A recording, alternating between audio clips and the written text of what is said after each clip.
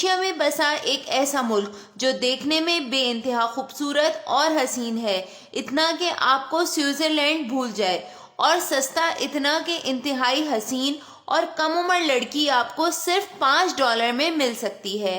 ایک ایسا ملک جو کہ ہے تو ایشیا میں لیکن یاد دلاتا ہے بالکل کسی یورپین آزاد ملک کی۔ ایک ایسا ملک جہاں کا بچہ بچہ اپنی ضروریات خود پیدا کرتا ہے، اور ایک ایسا ملک جہاں پر کوئی ایک بھی میک ڈونلڈ نہیں ہے۔ آخر یہ کون سا ایسا چھوٹا سا ملک ہے جو خوابوں کی دنیا پر راج کرتا ہے؟ یہاں کی لڑکیاں بے انتہا خوبصورت، کم سن، حسین و جمیل، کم عمری میں ہی شادیاں کرتی ہیں اور بچے پیدا کرتی ہیں۔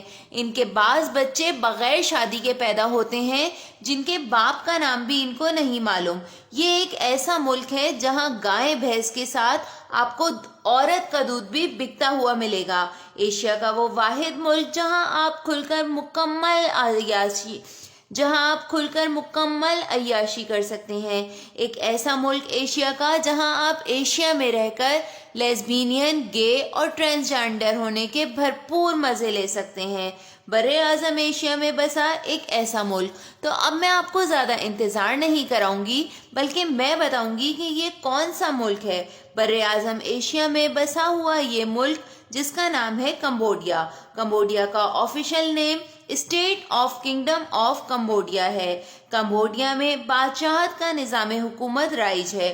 کمبوڈیا کا کل رقبہ 1,90,000 اسکوائر کلومیٹر ہے۔ کمبوڈیا کی آبادی تقریباً 1 کروڑ کے قریب ہے، اور آبادی کے لحاظ سے دنیا بھر میں 77ویں نمبر پر آتا ہے کمبوڈیا۔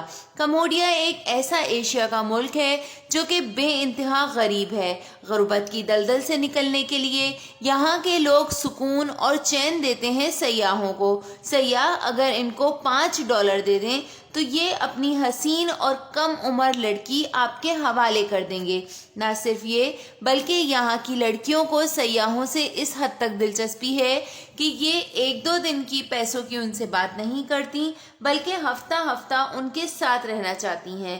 کمبوڈیا کے اگر پڑوسی ممالک کی بات کی جائے تو کمبوڈیا کے پڑوسی ممالک میں لاؤس، ویتنام اور تھائی لینڈ شامل ہیں۔ تھائی لینڈ جیسی خوبصورتی، حسن و جمال اور ویتنام جیسی سختی، یہ تمام تر چیزیں آپ کو ایک جگہ ہی ملیں گی کمبوڈیا میں۔ ویتنام کا پہاڑی سلسلہ اپنی شہر کی حدود کو چھوڑتا ہوا کمبوڈیا میں آتا ہے، لہٰذا کمبوڈیا ایک ایسا ملک ہے جس کے اوپر رین فارسٹ کے بڑے بڑے پہاڑی جنگلات موجود ہیں، جن کے اوپر نایاب نسل کے جانور، پرندے اور ڈرائی فروٹس کا باقاعدہ قدرتی جنگل موجود ہے۔ اس کے علاوہ تھائی لینڈ کے قریب ہونے کی وجہ سے کمبوڈیا ایک رینی سیزن کے اوپر واقع ہے۔ رینی سیزن کی وجہ سے یہاں ایگریکلچرل بہت زیادہ اگتا ہے۔ یہاں کی فصلیں بے انتہا تر و تازہ ہوتی ہیں۔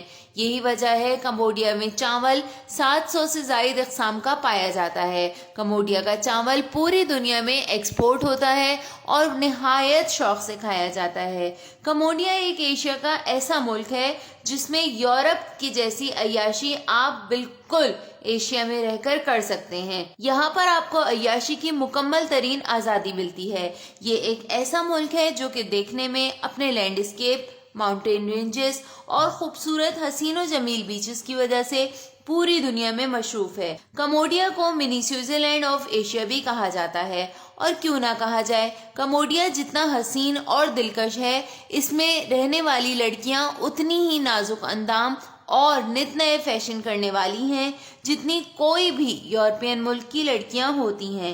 کمبوڈیا میں بار، کسینو، پبز اور مساج سینٹر ہر گلی کے کونے پر موجود ہیں، جہاں پر بہت بڑی تعداد لڑکیوں کی کام کرتی ہے، اور غربت کی انتہا ہونے کی وجہ سے محض $5 میں آپ کو بہت ہی کم عمر اور حسین و جمیل لڑکی مل سکتی ہے۔ کمبوڈیا میں HIV وائرس بہت زیادہ ایکٹیو ہے۔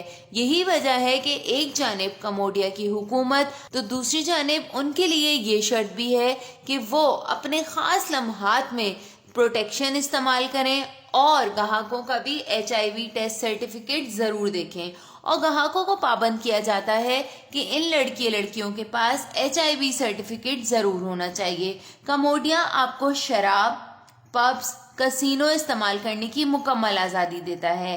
کمبوڈیا کی اگر نائٹ لائف دیکھی جائے تو یقین ہی نہیں آتا کہ یہ کسی ایشیا کے ملک کی نائٹ لائف ہے۔ یہاں کی نائٹ لائف بے انتہا رنگین اور سکون بخش ہے۔ یہاں کی فضا میں راحتیں گھلی ہوئی ہوتی ہیں۔ عورت کا نشہ، محبت، رومانس چاروں طرف بکھرا دکھائی دیتا ہے۔ یہی وجہ ہے کہ کمبوڈیا کے بارے میں یہ بات مشہور ہے کہ ایک بار جو کمبوڈیا آتا ہے تو اس کو کمبوڈیا کی وفا اپنا ہی کر لیتی ہے۔ یہاں کمبوڈیا کی وفا سے مراد کمبوڈیا کی لڑکیاں ہیں۔ کمبوڈیا ایک غریب ملک ہونے کی وجہ سے یہاں کی لڑکیاں سیاحوں میں خاص دلچسپی رکھتی ہیں۔ یہ لڑکیاں ان سیاحوں کا مساج کرتی ہیں، ان کو اپنے گھروں میں رہنے کے لیے جگہ دیتی ہیں، اور اگر یہ سیاح ان لڑکیوں سے شادی کرنا چاہیں تو یہ لڑکیاں ان سیاحوں سے شادی کر کے ان کا گھر بھی بساتی ہیں۔ کمبوڈیا کی عورتیں بے انتہا محنتی ہوتی ہیں، یہ بہت محنت کرتی ہیں۔ عورتوں کی نسبت مرد ان کے آرام دہ ہوتے ہیں اور عورت کی کمائی پر اکتفا کرتے ہیں۔ کمبوڈیا ایشیائی ممالک میں ایک ایسا ملک ہے جو اپنے ملک میں رہنے والے لوگوں کو نہ صرف نیشنلٹی دیتا ہے بلکہ اگر کوئی اپنی پسند سے شادی کرنے کے لیے دوسرے ملک جائیں تو بھی کمبوڈین گورنمنٹ کو کوئی اعتراض نہیں ہوتا۔ کمبوڈیا کی آبادی 1 کروڑ کے قریب ہے۔ کمبوڈیا میں تعلیم کا رجحان صرف 70% ہے۔ یہاں پر چائلڈ بیگنگ سے لے کر چائلڈ ورکنگ تک بہت زیادہ ہے۔ اگرچہ حکومت نے اس چیز پر پابندی لگائی ہوئی ہے لیکن غریب بھوکے مرنے سے بہتر یہ ہے کہ ان کے بچے کام کر لیں اور ان کو کاموں کی اجرت مل جائے۔ یہی وجہ ہے کہ کمبوڈیا کی فورسز بھی نرمی دکھا جاتی ہیں۔ کمبوڈیا میں بچوں سے لے کر بڑے تک تمام لوگ کماتے ہیں اور زندگی کی ضروریات کو پورا کرتے ہیں۔ ایشیا میں بسنے والا کمبوڈیا ایک ایسا واحد ملک ہے جہاں کوئی میک ڈونلڈ نہیں۔ آپ نے بالکل درست سنا، کمبوڈیا اگرچہ ترقی کے لحاظ سے اپنے اندر ایک بڑی بڑی برانڈز رکھتا ہے لیکن اس کے باوجود کمبوڈیا میں کوئی میک ڈونلڈ نہیں۔ میک ڈونلڈ جیسی ان کی اپنی لوکل فرنچائز ہیں جن کو دیکھ کر میک ڈونلڈ نے اعتراض کیا اور ان کو بند کرنے کے لیے عدالت میں مقدمہ کیا۔ یہ مقدمہ کمبوڈین گورنمنٹ جیت گئی جس میں ان کا یہ کہنا تھا کہ ہمارا ملک آزاد ہے اور ہم جس طریقے سے چاہیں اپنے ملک کی چیزوں کی تشہیر کر سکتے ہیں۔ بس پھر کیا تھا، اب میک ڈونلڈ کی ایک بھی کوئی برانچ کمبوڈیا میں نہیں ہے، لہٰذا اگر کمبوڈیا جائیں تو غلطی سے بھی چاہ کر بھی آپ میک ڈونلڈ کو تلاش نہیں کیجیے گا۔ کمبوڈیا ایک ایسا شہر ہے جس کو آبشاروں، ندی نالوں اور جنگلات کا شہر کہا جاتا ہے۔ یہی وجہ ہے کہ جنگلات سے گھرا خوبصورت ترین، سیاحت کے لحاظ سے سستا ترین ملک کمبوڈیا، جہاں کے جنگلات کو دیکھنے کے لیے سیاح بہت بڑی تعداد میں ہر سال کمبوڈیا کا رخ کرتے ہیں۔ کمبوڈیا کے جنگلات میں نیل گائیں، ہرن، جنگلی بلی، اس کے علاوہ چیتا تک پایا جاتا ہے۔ کمبوڈیا کے لوگ اکثر جنگل سفاری کے لیے آنے والے سیاحوں سے منہ مانگے پیسے لیتے ہیں اور ان کو جانور دکھاتے بھی ہیں اور ان جانوروں کا شکار بھی کراتے ہیں۔ کمبوڈیا کی بولے جانے والی زبان خمیر ہے لیکن خمیر زبان کے علاوہ یہاں پہ ہندی اور ملیالم بھی صاف بولی جاتی ہے۔ کمبوڈیا میں وشنو بھگوان کا دنیا کا سب سے بڑا مندر موجود ہے۔ ہزاروں سال سے وشنو بھگوان کی پوجا کی جا رہی ہے اور ان کی آرتی اتاری جاتی ہے۔ آج بھی ہزاروں کی تعداد میں ہندو برادر یہاں آتے ہیں اور اپنے چڑھاوے چڑھاتے ہیں۔ کمبوڈیا ایک بدھ مت کے پیروکاروں کا مذہب ہے لیکن یہاں پر بدھ مت کے ساتھ ساتھ ہندو اور عیسائی بھی بہت رہتے ہیں۔ کمبوڈیا میں بے روزگاری عام ہے، یہی وجہ ہے کہ کمبوڈیا کا ایک چھوٹا 9 سال کا بچہ بھی آپ کو کوئی نہ کوئی کام کرتا دکھائی دے گا، اور سب سے بڑی وجہ یہ ہے کہ اسی وجہ سے جو کہ بے روزگاری ہے، یہاں کی لڑکیاں کم عمر ترین بچیاں جسم فروشی میں ملوث پائی جاتی ہیں۔ کیا آپ یہ جانتے ہیں کہ کمبوڈیا زمین پہ بسایا جانے والا کوئی شہر نہیں ہے، ملک نہیں ہے، بلکہ یہ ایک آئی لینڈ ہے اور پانی کے اوپر بسا ہوا ہے۔ کمبوڈیا میں دنیا کی کم عمر ترین شادیاں پائی جاتی ہیں۔ کمبوڈیا کا بنیادی پیشہ کھیتی باڑی ہے۔ کمبوڈیا کے بارے میں یہ کہا جاتا ہے کہ کمبوڈیا میں دنیا بھر کی سب سے زیادہ چاولوں کی نسلیں یعنی تقریباً 700 نسلیں کامیابی کے ساتھ اگائی جاتی ہیں۔ ملک کی ضروریات پوری کرنے کے بعد بیرون ملک بیچی جاتی ہیں۔